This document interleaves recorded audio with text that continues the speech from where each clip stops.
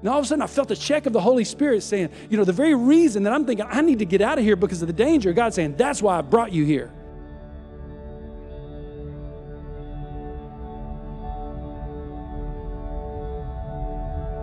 Guilt won't change your life. Jesus will. Fear won't change your life. Jesus will.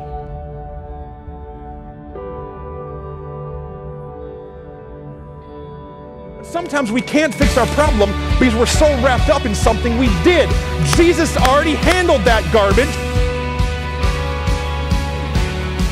When you don't know how to stand anymore, I will be faithful. When you say it's been a day, it's been a week, it's been a month, it's been a year, I will be faithful. I will be faithful. My God will not let me down.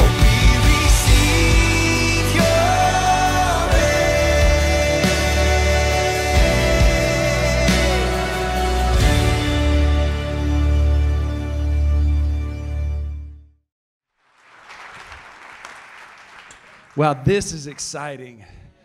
This really is. So how many people are in the overflow? Huh? 30. Are they in that room right over there? Hang on just a second. Hang on just a second. Hang on. Sorry, sound man. Sorry. Hang on just a second. Y'all just hang on just a second. What's going on, everybody? Hey!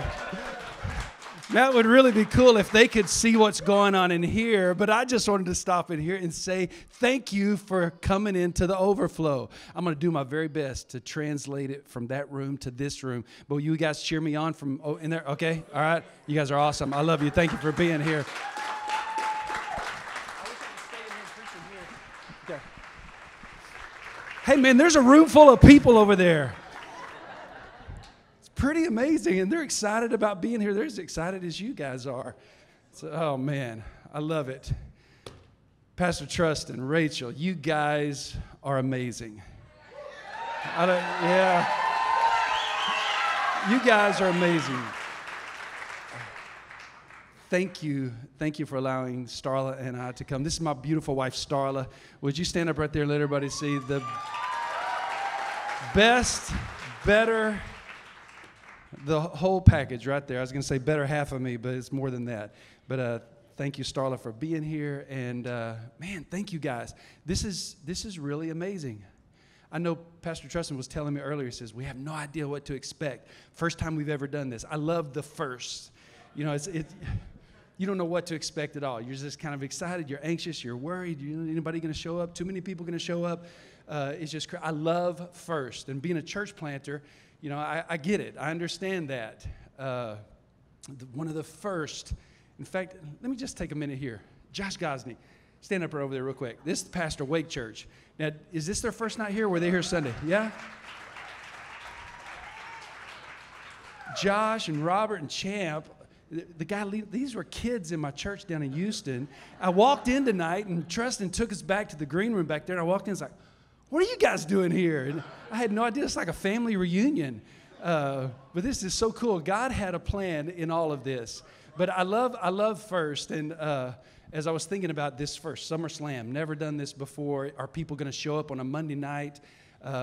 What's going to happen? I started thinking about some of the first because when we planted our very first church down in Houston, we planted, and I remember our first anniversary. We wanted to do something kind of special, and so we were meeting in a hotel ballroom. Don't ever do this. But back then, I kind of lived by the principle, you know, it's easier to ask forgiveness than it is ask permission. And so we wanted to let Jesus ride in on a donkey. You know, you need a donkey on Easter, right? Well, I knew the hotel wouldn't let us, so I just snuck a donkey into the hotel, into the ballroom. And the only problem is that when Jesus came in on the donkey wasn't ready for the lights. And so when the spotlights hit him, he froze. He just froze. And the backstory of this, we were using, do anybody remember cassette tapes? Yeah, we were using cassette tapes back then, and it was an Easter production from somebody's, you know, Easter production, and had narration on it and everything. We just were using one song so Jesus could come in and make his big triumphal entry. So Jesus comes in, the donkey freezes in the spotlight, and Jesus is kicking the donkey, trying to get the donkey to move. The donkey won't move. Finally, some guy sitting out there says, I know how to make a donkey move. So he gets up, walks over there into our scene, our drama scene, and twists the donkey's tail and pops him on the rear, and the donkey starts bucking, and Jesus, like, rodeo Jesus. He's bucking, and he's coming. I'm thinking, no, this is a catastrophe. And so he finally gets over, and I come down and say, Jesus, just get off the donkey and walk. I'm up here telling Jesus what to do. Just walk. Leave the donkey, the cassette song, it's almost over. Come on, I need you up here. We got palm leaves up here. Come on. I got somebody over here needs to get healed, so I'm trying to get Jesus to move along. By the time we finally got over here, it was so much confusion, so much chaos. The sound guy forgot to stop the cassette tape at the end of the song. And so the tape keeps playing, and all of a sudden there's this narrator that comes on and says, and now let's all stand and lift our hands and worship Jesus. And I hear this narrator come on, and I'm saying, no. So everybody sees me saying, no, don't stand and worship Jesus. No, don't. And I realize what I'm saying. I say, yes, go ahead, yeah, stand. But no, it was a catastrophe. First, I love first. My first baptism, we're in a storefront building by now. It's kind of the room not too much bigger than this, and or a little bit smaller. Anyway, so we roll in a water trough. Do y'all do baptisms in water troughs? No. Don't do it. Baptism water trough. And so we pull up here, and kids are getting baptized and young people are getting baptized. It's so exciting. And all of a sudden there's this lady sitting out there, and she gets so excited. She said, Pastor, I want to get baptized. Her name was Sue, and Sue came running up, and Sue was about as wide as she was short. She was just about like this. She was perfectly, dimensionally perfect. And I want to get baptized, and I'm thinking, oh, okay, all right. And she was wearing this light muumuu dress. I don't know what else to call it. That kind of material that it's light blue, but when it gets wet, it turns dark blue.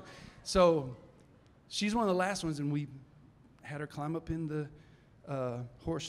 water trough, and we hadn't considered displacement. So when Sue goes down, water goes everywhere. I mean, literally, it goes like 3 rows back. Talking about splash zone at SeaWorld. It's just like water's going everywhere. People are getting soaked everywhere, and she goes down. And the worst part is this. I'm sure this is being recorded, right? Yeah, sorry. Too far into this story to stop now. She goes down, and there's only 2 parts of her that don't go down. She comes up, and everything's dark blue except these 2.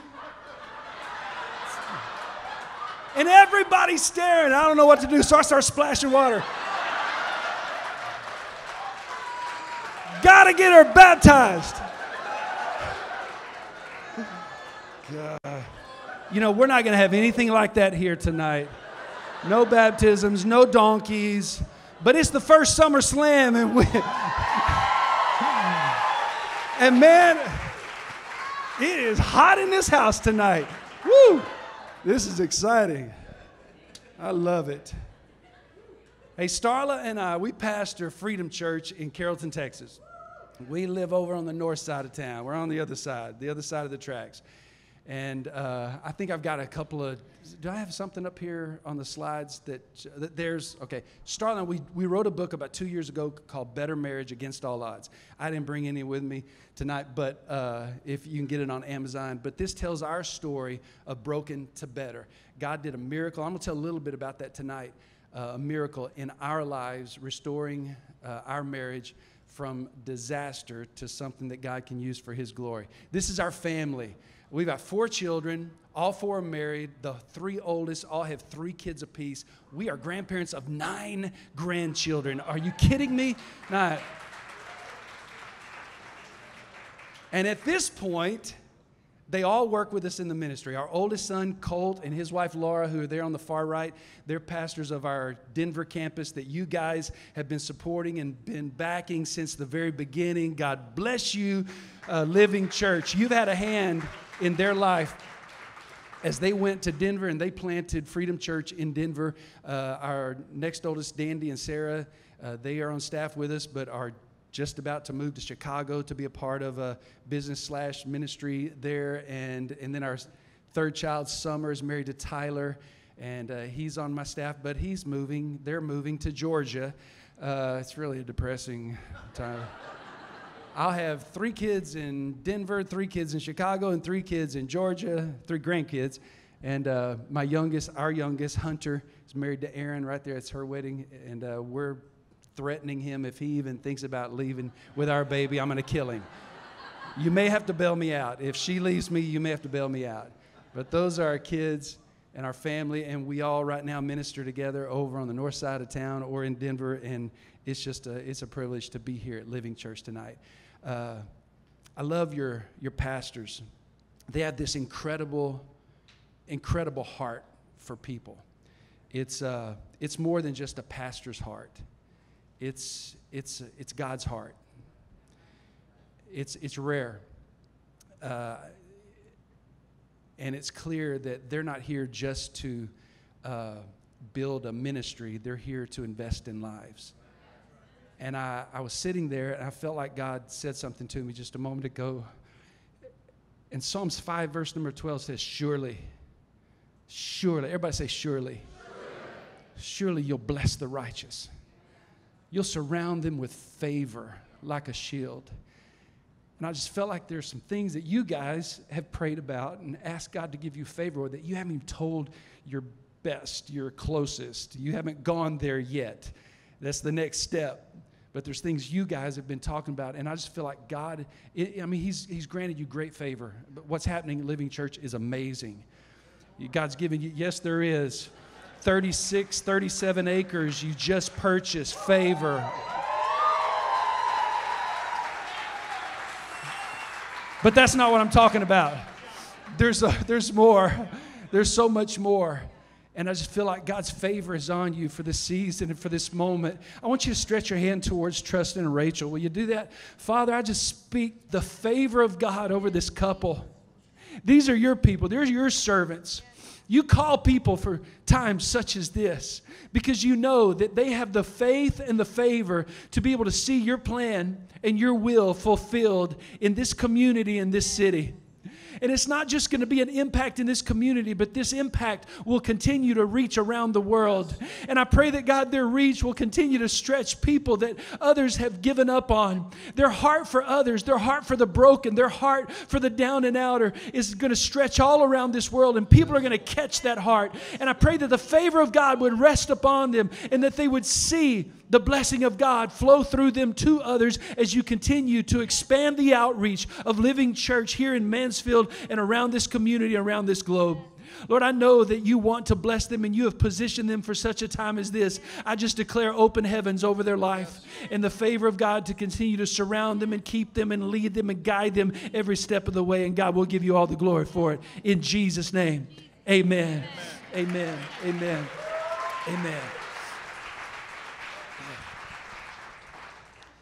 All right. You ready for the word? I feel like I've got a word I am supposed to share with you tonight. You can take your Bibles, if you got Bibles or your phones, and turn to John 20. I think we'll have notes that'll be up on the screen as well. John 20, verse number 19. Just before I get there, the backdrop is this. Jesus has been crucified. He's been buried.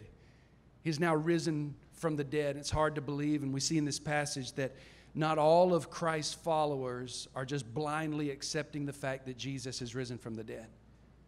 And it says in John 20:19, Jesus came and stood among them and said, "Peace be with you." And after he said this, he showed them his hands and his side. What was he showing them? He was showing them his scars. He showed them his hands and his side, and the disciples were overjoyed when they saw the Lord. I'm going to talk to you about scars tonight. You notice how Jesus shows the disciples his scars. The disciples are having doubts at this moment. Their whole world has been turned upside down. Everything's just been flipped on them. I mean, they've been following Jesus for 3.5 years, and all of a sudden, the one who they were following has now been arrested, crucified. His his body placed in a tomb. Now the tomb is empty and they are being accused of having stolen it. And they're wondering what in the world just happened to our lives. They're hiding out in a room, afraid for their lives, not really sure exactly what happened to their leader. And even Thomas is saying, man, unless I see scars, unless I can touch the scars in his hands, I'm not believing this. They were dealing with doubt and disappointment, discouragement, anger, frustration, more questions about the future and questions about the past. And there are a bunch of people in this room tonight and in the other room in the overflow that are dealing with the same kind of doubts, disappointment, anger, confusion. Your world has been turned upside down. Things are happening that you can't understand why. You don't have answers to the questions. There's confusion, there's frustration, and I want you to know God has you here tonight because He's getting ready to turn things back around for you.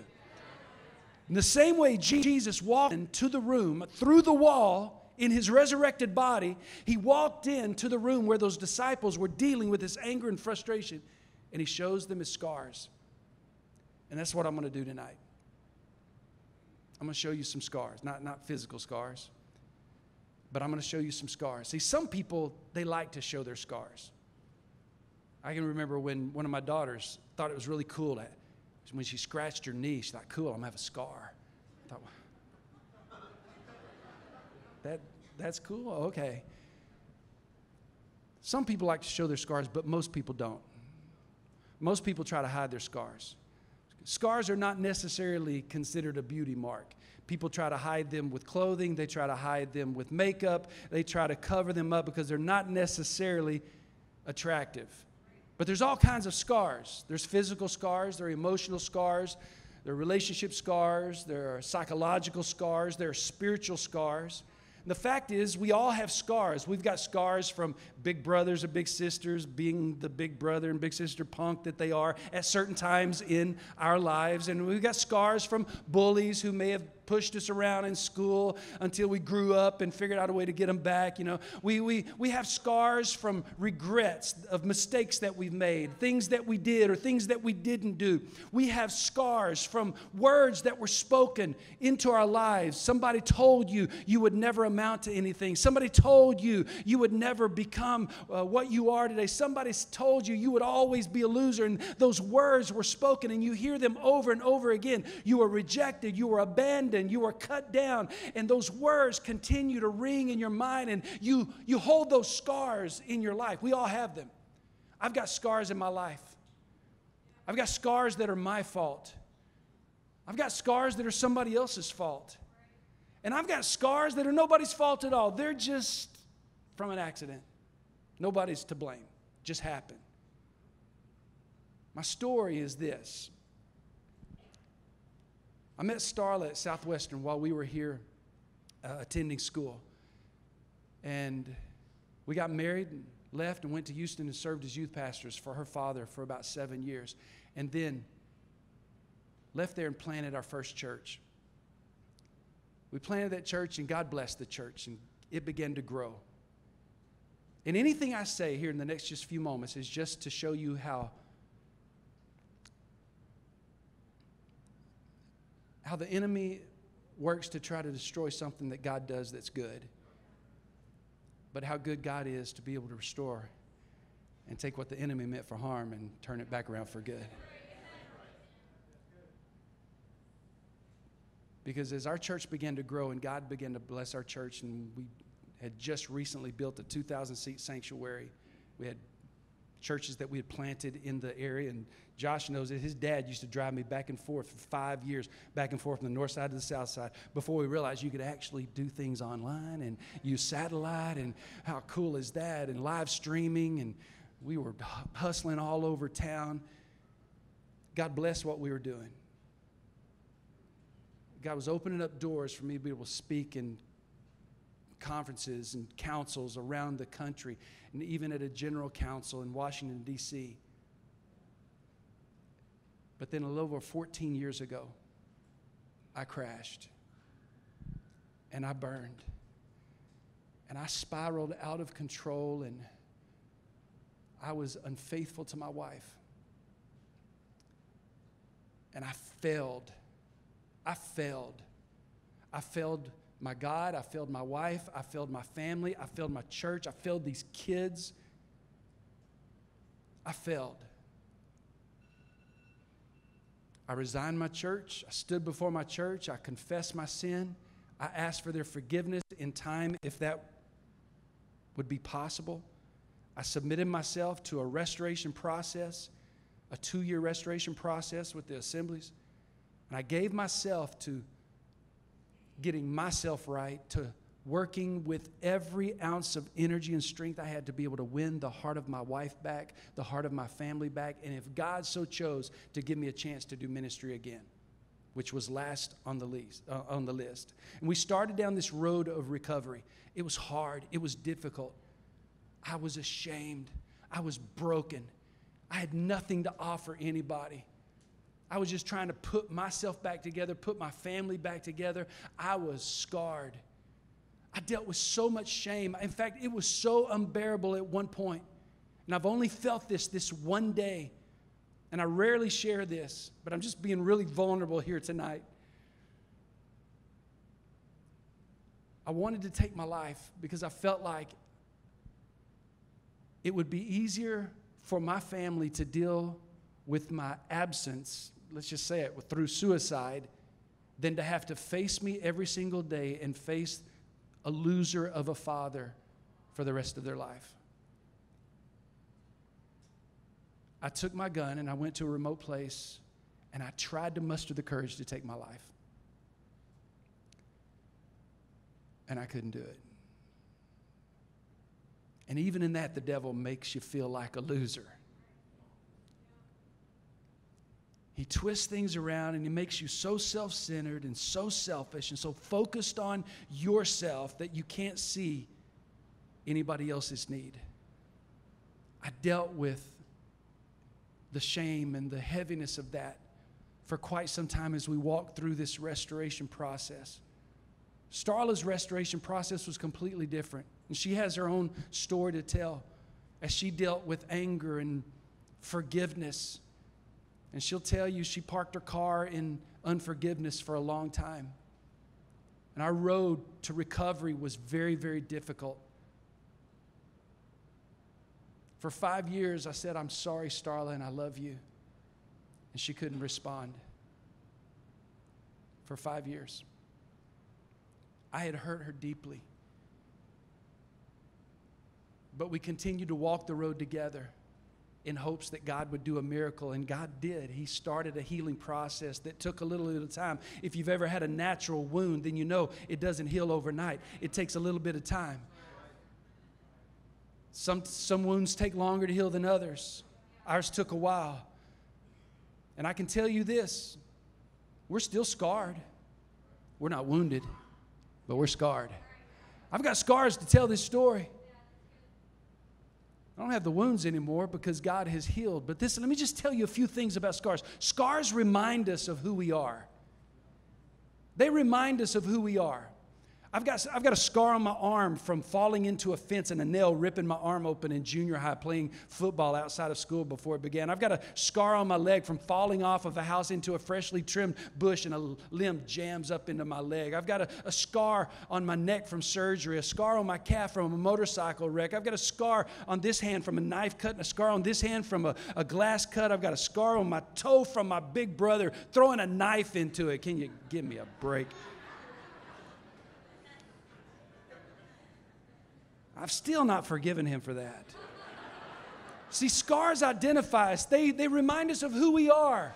I can look at the physical scars on my body and it takes me to a place. And I have emotional scars and spiritual scars just like every single one of us in this room tonight. And it takes me to a place and it reminds me of who I am. But let me tell you something. For Thomas, who was in that room with the other disciples, who said, "Unless I see the scars, I'm not going to believe," he needed to see scars. And I can't tell you how many times Starla and I have sat with a couple, whether it was for breakfast, for coffee, for lunch, or dinner, and it always goes like this. "Tell us your story." "Well, we planted this church in Dallas in 2007. What'd you do before that?"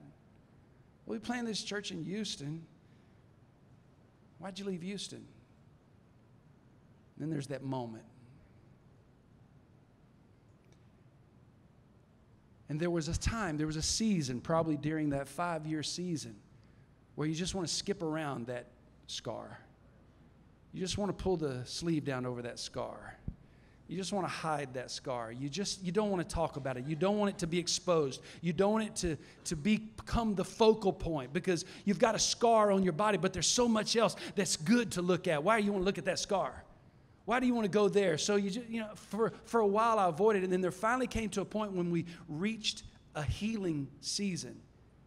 When we decided, you know what, we're just going to go there. We're just going to be open. We're just going to be vulnerable. We're just going to tell people. And then we're sitting there with a couple, and they say, well, tell us your story. And we go down this story. Pastor this church, we're there. Why'd you come here? And, and we look at each other, and Starla says, hey, you got us into this mess. You tell them.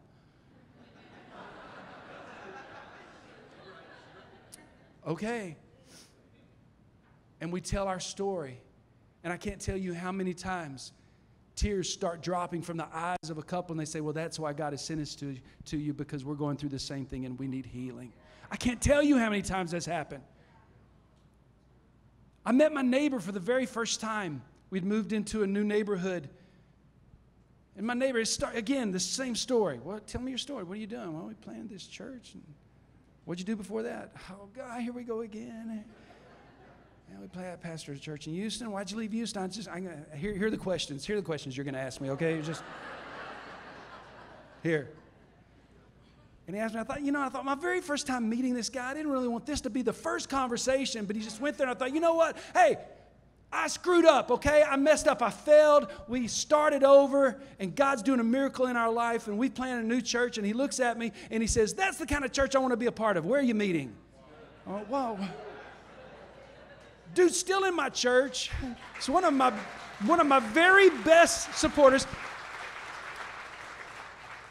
And listen, I understand, and we say this often, we understand that our story and our scars disqualify us from some people. I get it. But our scars uniquely qualify us for others. And that's who we are assigned to minister to. Our scars uniquely qualifies. So yeah, our scars, they remind us of who we are. But here's the second thing about scars. Scars also remind us of our pain. And it's good to be reminded of the pain, because if you're reminded of the pain, you probably won't go back to that pain again. Scars remind you of what you went through. Yeah, I'm not going to do that again. Anybody remember the series of movies Jaws? Jaws, the three guys are out there chasing down the great man-eating shark, great white man-eating shark, and they finally come to a lull in their search, and they're sitting around. These three guys are sitting there telling horror stories, and each of them have scars, and they're trying to one-up the other. And one guy says, I've got scars from the war, and another guy says, I've got scars from a shark attack. And Richard Dreyfuss, the guy playing that Richard Dreyfuss is playing, he rips open his shirt, and he just points at his chest, and the other guy says, what, bypass surgery? He says, no, Betty Sue, 7th grade, she broke my heart. Scars, we all have scars. Maybe it's from a broken heart. Maybe it's from a shark attack. Maybe it's from the war. But we all have scars. And can I tell you, you can't live this life without being hurt. You can't live this life without experiencing scars. You're going to experience scars in your life. The scars remind us that Jesus felt pain in the same way that we feel pain. And I got to tell you, there's not a day that goes by that I don't regret the scars that brought me to the place where I am today. I'm thankful for everything that God has done, but I regret what caused the scars. There's not a day that goes by that I don't wish I could turn back the time and retrace some of the steps. There's not a day that goes by that I don't regret the scars that I caused for others. Not a day. But there's some good things about scars.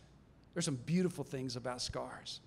There are some wonderful things about scars. Scars remind us that we can heal. See, scars tell of a wounding that has taken place, but they also tell of a healing that has taken place. Scars, they're a reminder of a danger and damage that has occurred in our life, but they also remind us of recovery and restoration that has followed that damage. Wounds come in all sorts of incidents. They can happen, when you trip down the stairs. They can happen when you fall off a bicycle. They can happen through surgery. And the resulting scars prove that we can heal from that. In other words, the scars are proof that what the enemy meant for harm, God turns around for good. And we got scars to prove it. Scars are proof that what the enemy meant to destroy you, God uses to promote you. What the enemy meant to paralyze you, God uses to advance you. Yeah, scars remind us that God can heal. So let me just tell you this. Let me take you down one more little journey, because after walking through this period of restoration, there came a time when God said, okay, I think I want you to plant again. And so he began to speak to Starla in my heart, and we pulled our family together. That's why as you saw the picture of our family, it's very significant for our restoration. And we pulled our family together, and through prayer and through tears, we said, this is what we think God is saying. It's time to plant another church. You guys feel the same thing? They said, we're in. We're all in, and we all want to be a part of it. And so together, we as a family, we planted Freedom Church in 2007. And all I can tell you is this, is what God has done through Freedom Church has far surpassed anything that we ever did before. Not to minimize anything, but just to say, I'm sitting back saying, this doesn't make any sense. But it proves that God is a restorer, God's a healer, God's a miracle worker, God's a provider. He can resurrect that which is dead. He can bring it back from the tomb. God can do anything. You've just got to be willing to trust Him. You let me show you my scars, and I'll show you that God can heal. Years ago, I read the story of a young boy in South Florida that came home, and he ran in through the house, and he wanted to go out swimming in the little swimming hole out behind the house. And so he ran in and left a trail of his clothes through the house, and he left his shoes and his socks and his shirt and his school supplies and backpack, and took off running out and jumped off the pier into the little swimming hole, the little lake, and started swimming out. And Mother was watching from the kitchen, and all of a sudden she saw an alligator coming from the other side. She took off running out of her house, screaming bloody murder, screaming at the top of her voice to try to get the attention of her son. He finally hears her screams, and he turns, makes a U-turn, and starts swimming back. But she's too late. As soon as she reaches him, the alligator does as well. A tug of war ensues. She's got hold of his arms, and the alligator has hold of his legs. They're screaming, and they're yelling, and they're fighting. Yeah, the alligator is much stronger than the mother, but the mother is way more determined than the alligator. And all of a sudden, the neighbor next door hears all of this commotion, runs over with his gun, shoots the alligator, and the boy is saved. He spends weeks and weeks in the hospital recovering from this. When he finally is recovered, a reporter comes to him and wants to get the story. And when the reporter finishes interviewing, he says, could I see your scars? And the boy reaches out to lift up his pant leg. And the boy notices the reporter's eyes. His eyes don't fall on the scars that are on his legs. His eyes fall on the scars that are on his arms. And the boy sees the reporter's eyes, and he says, yeah, I have scars on my arms as well. Those are scars from my mom, because my mom refused to let go. Here's my question for you. I really don't care about the scars of your failure, the scars of your pain. Those scars don't bother me. What I want to see are the scars where Jesus wouldn't let go. Because every single one of us have scars in our lives where Jesus wouldn't let go. While sin's teeth was clenching ever tighter, God was grabbing onto you and pulling you back. Yeah, we got scars from God, scars from the one who wouldn't let us go, who wouldn't give up. Can people see those scars? I'm glad God wouldn't let go. Now, here's what I want you to realize. And this is the truth. In fact, would the worship team come back up here, please? Come back up here, because I'm going to stop here in just a second. And get ready. Just get ready. Some of you walked here not even knowing that you needed a healing. You didn't even know that the scars that you had were still as painful to you as they are. You didn't realize that those scars have been paralyzing you. And there's a reason why, and I want to tell you why in just a moment. But I want you to think about this. Jesus walks into the room where his disciples are, and he shows them his scars. And Thomas touches his hands and touches his side and believes. The scars for Thomas were so he could believe.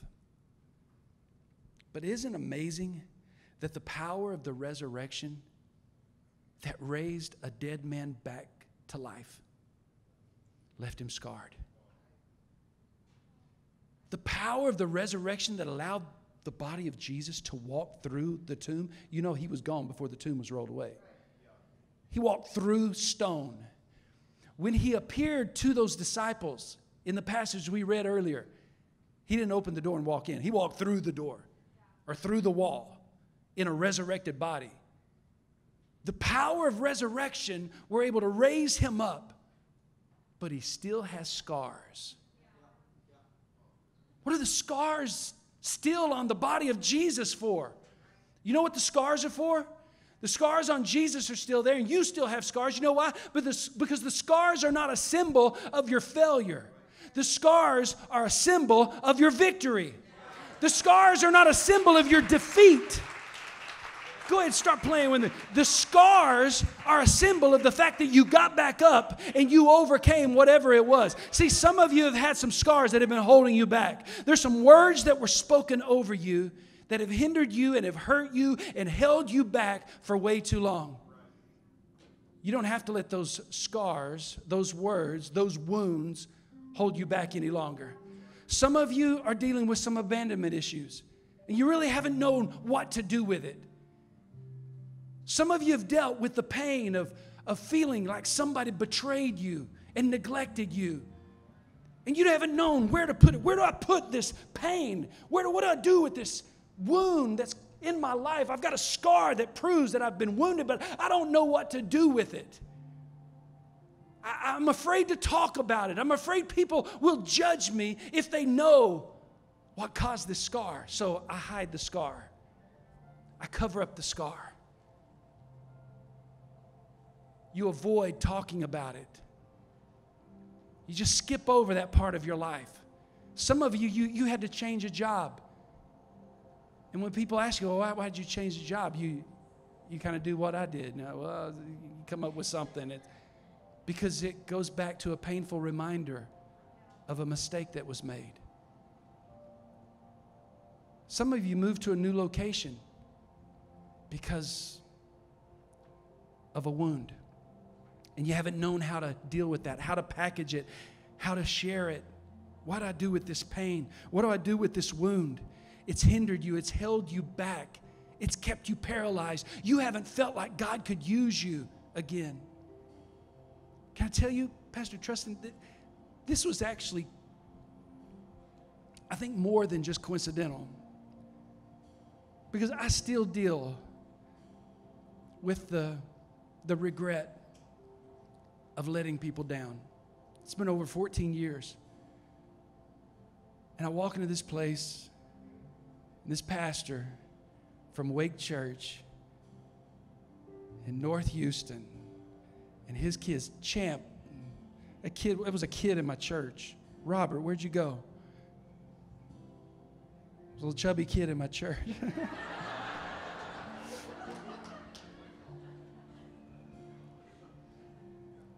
And God raises people back up from the ashes. And their ministry is impacting not just Wake Church in North Houston, not just Living Church, but those kids at youth conventions and everywhere your music goes and everywhere your ministry impact goes. And I'm thinking, God, you have a way of redeeming. So everybody say redeem. You have a way of redeeming our pain. You take the wound and you leave the scar so we'll never forget who we are. We'll never forget the pain, and we'll never forget the fact that God can heal. He leaves the scar. You've got a scar. Quit hiding the scar. You say, but I don't know what to do with this pain. I'm going to tell you what to do with it. Give it to God and redeem it. Let Him redeem it. Let Him buy it back from you tonight. If you'll let Him buy it back from you tonight, He'll take what the enemy meant for harm, and He'll allow you to turn it around for His good. Because there's a ton of people out there that are going through the same wound that you have gone through, going through the same pain that you've gone through. Can I tell you something? Starla and I would never have had the opportunity to be able to tell our story whether it was on Daystar or 700 Club or at the General Council of the Assemblies of God, we never would have had the opportunity to tell our story and minister literally around the country over these last couple of years, telling our story of restoration and ministering to couples had we not been willing to show our scars. And do I recognize that it disqualifies me from some? Sure. But you know what? I'm okay with that. I'm all right with that now. I wasn't at one time, because I was still hiding the scar.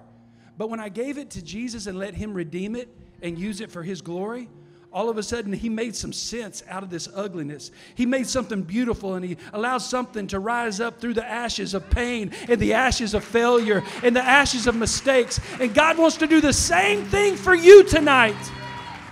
I don't know what's been holding you back. I don't know what's been paralyzing you. I don't know what's kept you shackled and hindered and frustrated and perplexed. But let me tell you something. If you'll give it to God tonight and say, God, I'm going to give you my pain.